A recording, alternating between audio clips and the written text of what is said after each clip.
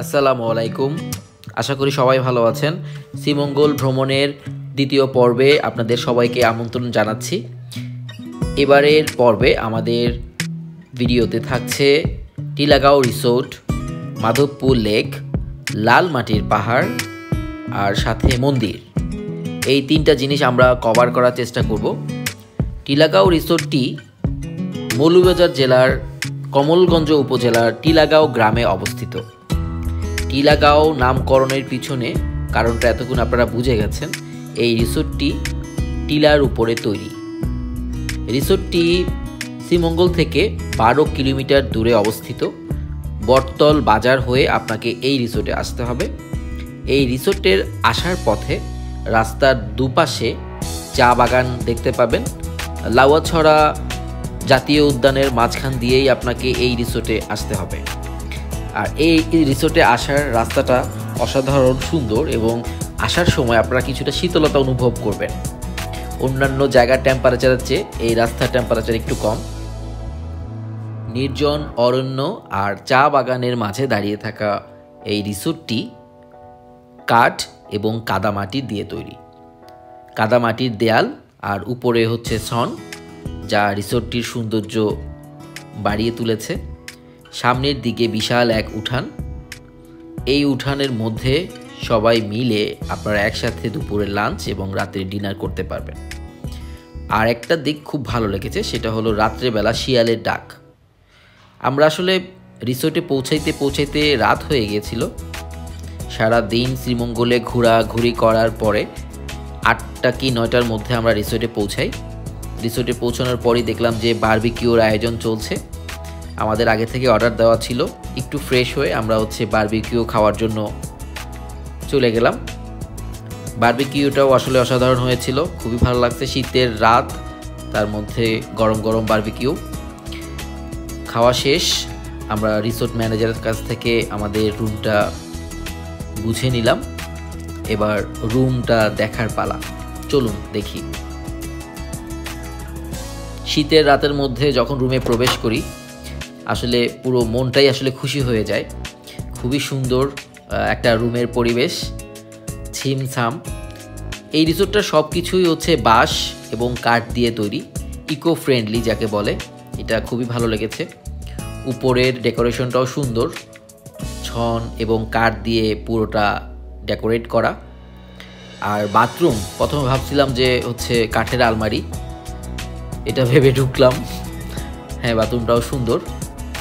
আর সবচেয়ে যে জিনিসটা বেশি ভালো লাগছে সেটা হলো বিছানার পিছনের দিকে যখন আমি দরজাটা খুললাম, পুরো মনটাই ভালো হয়ে গেছে।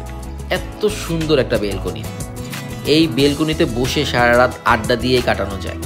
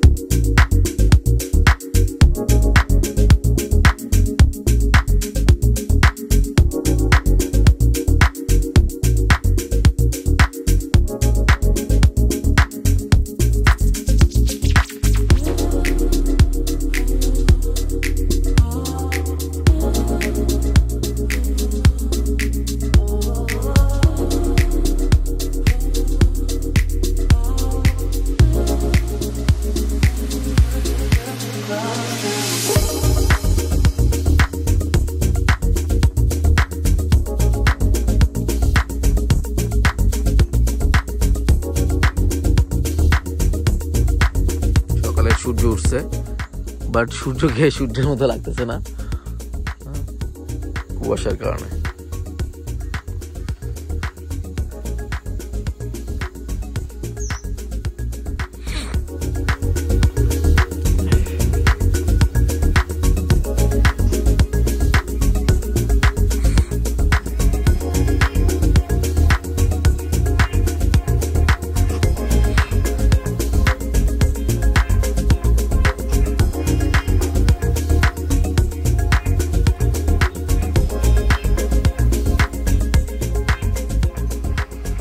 গুড মর্নিং এভরিওয়ান, কেমন আছেন সবাই? আশা করি ভালো আছেন। টিলাগাঁও রিসোর্ট থেকে সবাইকে গুড মর্নিং জানাচ্ছি। সকালবেলা প্রচণ্ড কুয়াশা, শ্রীমঙ্গলে আজকে 2 দিন ধরে খুবই শীত পড়ছে, যেটা আসলে চট্টগ্রামে নাই। প্রচণ্ড শীত, অত ওরকম শীতে জামা কাপড় নিয়ে আসি নাই, অবস্থা খুব খারাপ। বাট টিলাগাঁও রিসোর্ট, ইকো রিসোর্টগুলো আসলে অনেক ভালো এবং উন্নত মানের জিনিসপত্র এবং তাদের সার্ভিসও খুব ভালো, আলহামদুলিল্লাহ। এটা রিভিউ আমি দিব আমার ভিডিওতে। আর এই যে মাটির ঘরগুলো দেখছেন, ভিতরের ডেকোরেশন আসলে অসম্ভব সুন্দর, ভিডিওতে আপনারা দেখতে পাবেন। সূর্যের দেখা এখনো নাই, সূর্য এখনো আমাদের থেকে অনেক দূরে। তো ঠিক আছে, সূর্য আসুক। সূর্য আছে, কুয়াশার কারণে দেখা যাচ্ছে না। তো ঠিক আছে, সূর্য আসুক, আমরা পুরো রিসোর্ট আপনাদেরকে ঘুরে দেখাবো। সো লেটস গো।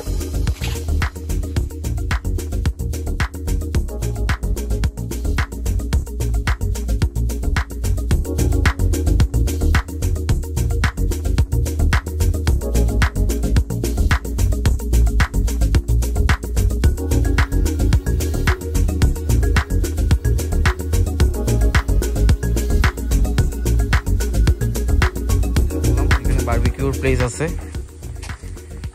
এখানেও ছোট দোলনা আছে এবং ওই দিক দিয়ে যাওয়ার ব্যবস্থা আছে।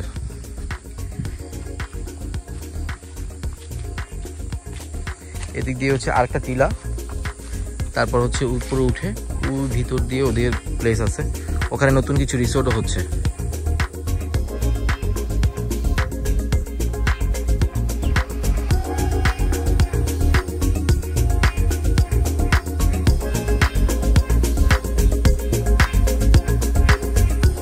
এই জায়গাটা সকালবেলা হাঁটার জন্য বেস্ট। আপনারা যখন সকালবেলা মর্নিং ওয়াকে বের হবেন, তখন ছোট ছোট টিলার মধ্যে হাঁটবেন, ভাল লাগবে।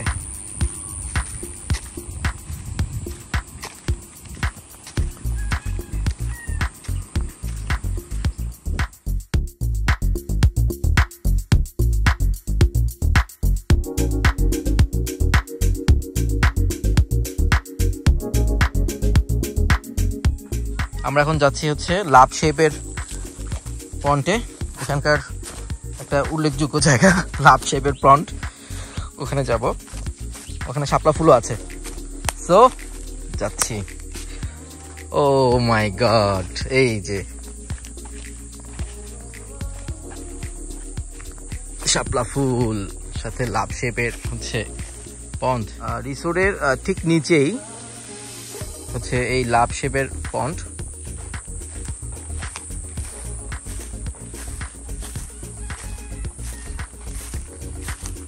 কিছু শাপলা ফুলও আছে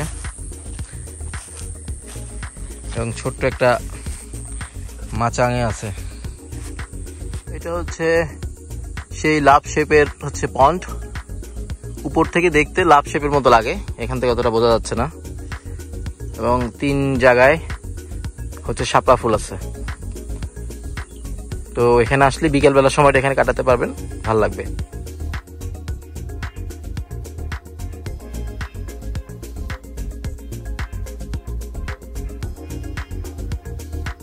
ডান দিকে ঢুকবেন, এই যে ছোট্ট এই জায়গাটা দিয়ে নেমে যাবেন, হার্টশিডের পন্টে এখানে যেতে পারবেন। ছোট ছোট সিঁড়ি করা আছে, নিচের দিকে নামলেই হার্টশিডের সেই পন্টটা পাবেন।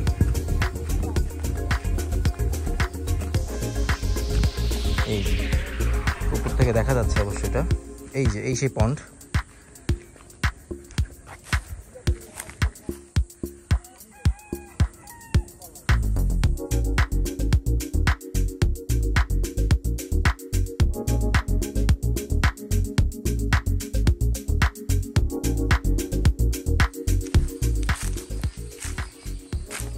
এখানে খুব সুন্দর একটা হ্যামক এবং বসার জায়গা আছে। সন্ধ্যার পরিবেশটা এই জায়গায় ভালো লাগবে। টিলাগাঁও ইকো রিসোর্ট, আমার আসলে অনেকগুলো রিসোর্টে থাকার অভিজ্ঞতা আছে। ইকো রিসোর্ট হিসেবে টিলাগাঁও ইকো রিসোর্টটা আসলে আমার ভালো লাগছে। ওনাদের সার্ভিস, ফুড কোয়ালিটি এবং হচ্ছে রুমের ডেকোরেশন আমার কাছে ভালোই লাগছে। আপনারা যারা শ্রীমঙ্গলে আসবেন, যদি একাকী থাকার খুব ইচ্ছা হয়, একটু নিরিবিলি পরিবেশ হচ্ছে আপনার জন্য হচ্ছে টিলাগাঁও ইকো রিসোর্টটা আপনাদের জন্য বেস্ট হবে।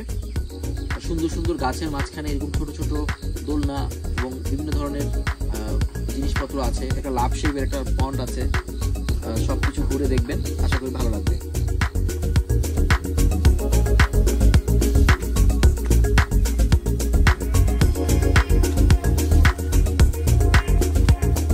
চলে যাওয়ার পালা, বিদায়ের ঘন্টা বেজে গেল। টিলাগাঁও ইকো রিসোর্ট থেকে চেক আউট করলাম আজকে 27 তারিখ, এখন বাজে হচ্ছে 12টা। তো এখান থেকে চলে যাচ্ছি। এখন আমরা হচ্ছে মাধবপুর লেকে যাব, ওখান থেকে হচ্ছে আর একটা লাল মাটির পাহাড় আছে, ওইটা দেখে দেন হচ্ছে আমরা চিটংয়ে ব্যাক করব। তো ঠিক আছে, টিলাগাঁও রিসোর্ট ভালো সার্ভিস দিছো, বাই বাই। কি অবস্থা ভাই, টিলাগাঁও রিসোর্টে কেমন লাগলো? অসাধারণ, ভালো লেগেছে আমার, আমি এখানে আবার আসবো, বারবার আসবো। টিলাগাঁও রিসোর্টে আমাদের খুবই ভালো লাগছে, তাই না? জি ভাই, অনেক ভালো লেগেছে, অনেক। আপনারা সবাই আসবেন এখানে এবং নির্জনে খুব ভালো সময় কাটাতে পারবেন। ওকে, ঠিক আছে ভাই, চলেন। আমাদের হচ্ছে যাচ্ছি, আমাদের অটো রেডি। আমরা এখন হচ্ছে মাধবপুর লেক আর হচ্ছে লালমাটির পাহাড়, এই দুইটা দেখবো।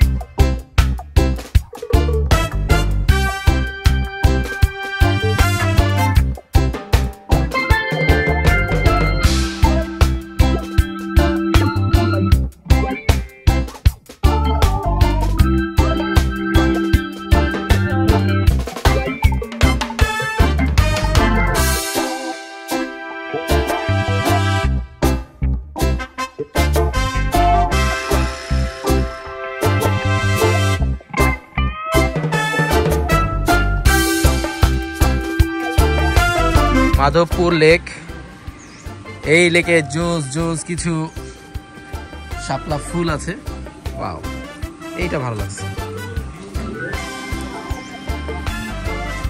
ফুল তোলা নিষেধ, এখানে আসলে ফুল তোলা যাবে না, দেখা যাবে।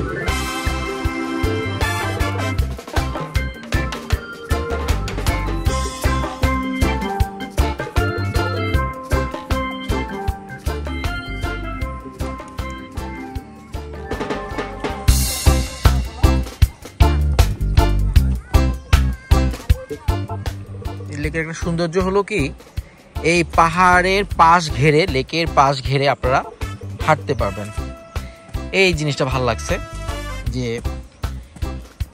পাহাড়ের পাদদেশে লেকের পাড় ঘেঁষে হাঁটার জায়গা আছে, যেটা ভালো লাগে হাঁটতে।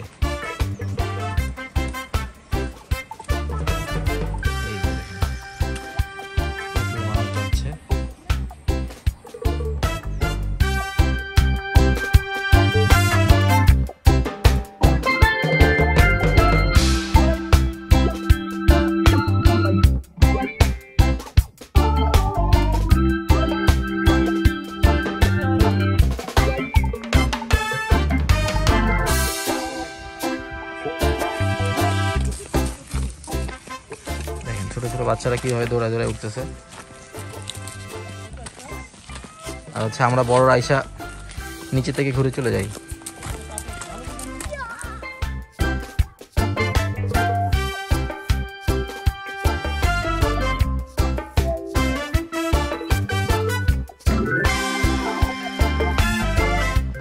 এটা হচ্ছে মাধবপুর লেকের পিক পয়েন্ট, এগুলো পরে আরো ওদিকে আছে, আমরা ওদিকে কিছু টিলার গাছ আছে।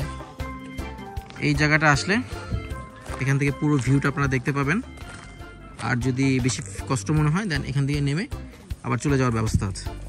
আর যারা হচ্ছে আরেকটু এক্সট্রিম লেভেলে ট্রাভেল করতে পারেন তারা হচ্ছে পিছনের দিকে আরও কিছু জায়গা আছে, ওগুলো ঘুরে দেখবেন।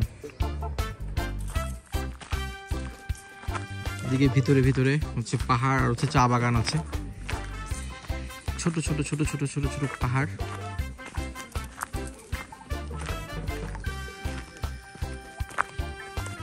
ভিতরের দিকে যেতে পারেন। এই ভাইয়ের পেঁপে হচ্ছে খুবই সুস্বাদু। এখানকার মাধবপুরে লেকে আসলে এই ভাই থেকে পেঁপে খাবেন। ভাই আপনি সবসময় থাকেন? পেঁপে কি প্রতিদিন থাকে? এই পেঁপে কোথেকে আনছেন? খাসিয়াপল্লির পেঁপে। হ্যাঁ, খাসিয়াপল্লির পেঁপে। উনি পেঁপে কেটে আমাদেরকে দিচ্ছে। এই যে পেঁপে, খুবই মজা, অনেক টেস্টি।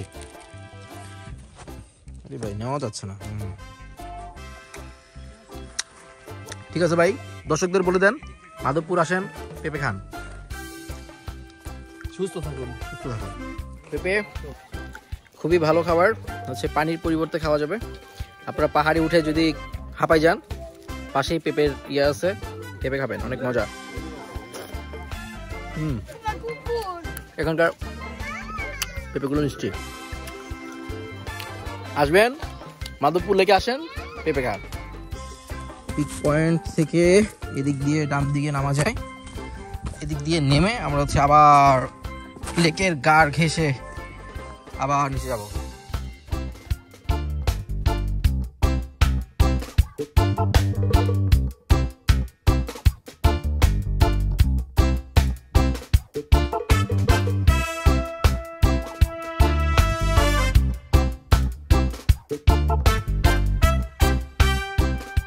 পুরো মাধবপুর লেক ঘুরে যেটা বুঝতে পারলাম সেটা হলো, আপনি যদি হাঁটতে পছন্দ করেন আর আপনার যদি ঘুরে বেড়াতে পছন্দ হয় এমন লেকের পাশে, তাহলে মাধবপুর লেক হচ্ছে আপনার জন্য একটা বিশেষ জায়গা হবে।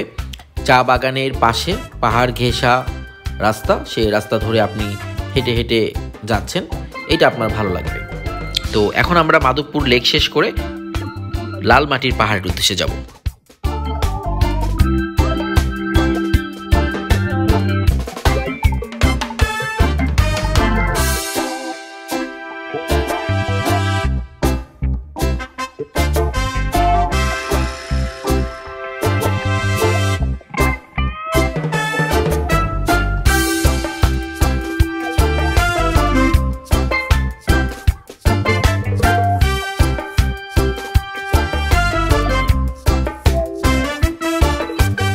হ্যালো ভিউয়ার্স, হচ্ছে নূরজাহান টি এস্টেটে আজকে আবার আসছি। এই জায়গাটা হচ্ছে নূরজাহান টি এস্টেটের বেস্ট জায়গা। আপনার ঢোকার পথে হাতে ডান দিকে যাবেন, একটা হচ্ছে গাছের গুড়ি নামানো আছে, ওইটার পাশ দিয়ে আসলে হচ্ছে এই ভিউটা পাবেন। এখানে ছবি তুললে চা বাগানের সবচেয়ে সুন্দর ছবি হবে। তো এই ভিউতে ছবি তুলেন। ওকে, বাই।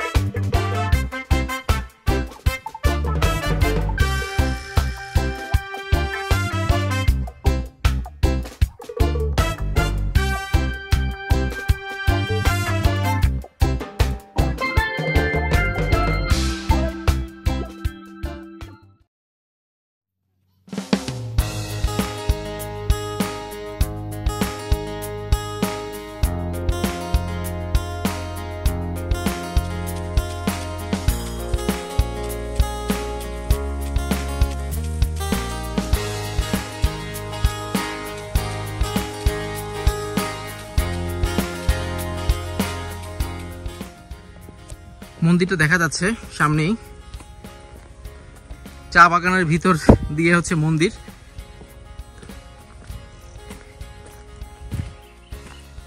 আর লাল মাটির পাহাড় নাম এটা কেন এতক্ষণ ধরে বুঝে গেছেন হয়তো। এই যে নিচের রাস্তাটা এটা লাল রঙের, দ্যাটস ওয়াই ইটস কল্ড লাল মাটির পাহাড়। চিটাগং একটা আছে,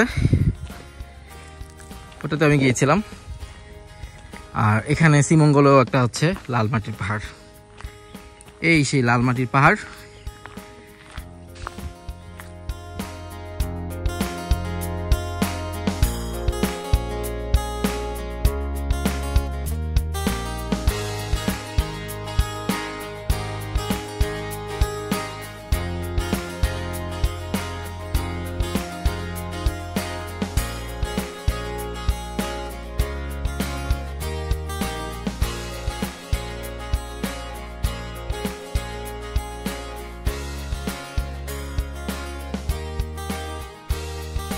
লাল মাটির পাহাড়ের এই জায়গাটা সবচেয়ে বেশি সুন্দর। পাহাড়ের মাঝখান দিয়ে কেটে মন্দিরে যাওয়ার জন্য রাস্তা তৈরি করা হয়েছে। আপনি যখন এই রাস্তার মাঝখান দিয়ে হাঁটবেন, চারিদিকে শুধু লাল আর লাল, আপনার মনটা ভরে যাবে।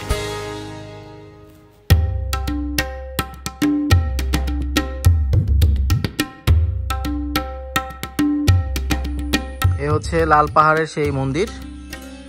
যারা হিন্দু ধর্মাবলম্বী আছেন আপনারা আসতে পারেন এই জায়গায়। লাল মাটির পাহাড়, এর মধ্যে হচ্ছে মন্দির।